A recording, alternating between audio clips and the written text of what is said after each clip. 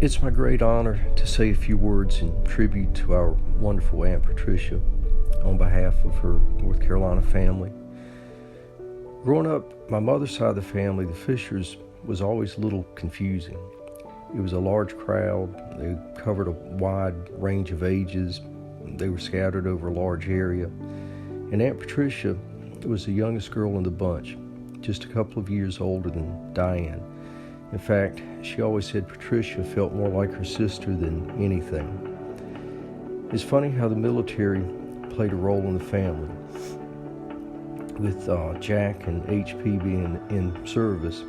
That led to buddies being brought home to visit, and how we came to be blessed with Uncle Rob.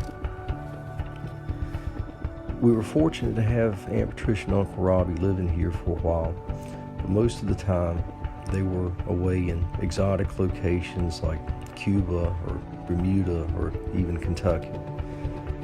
There was always a part of the family that was around here and the ones who were somewhere else.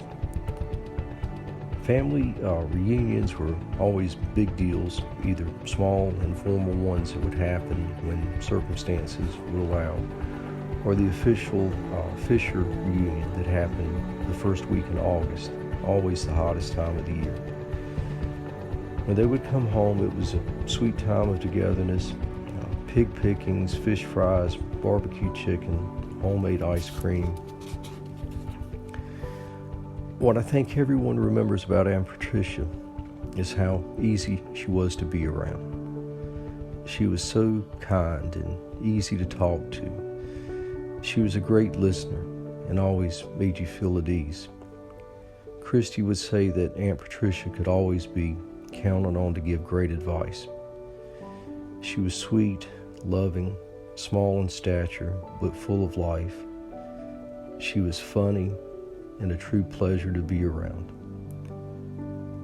There are so many nice, sweet, sometimes funny memories of Aunt Patricia.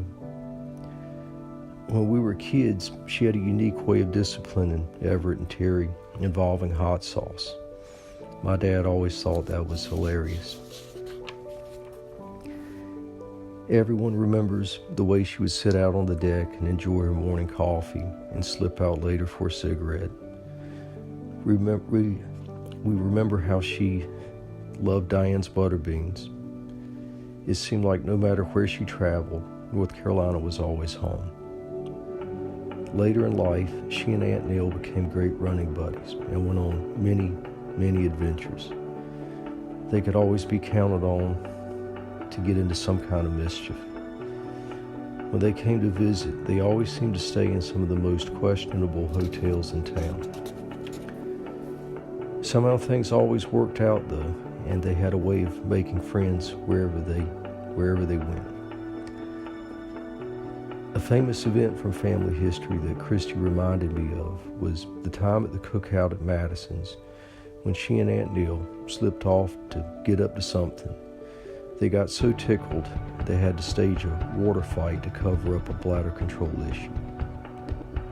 We love Aunt Neil, and she will be greatly missed. She loved her family, and she loved the Lord.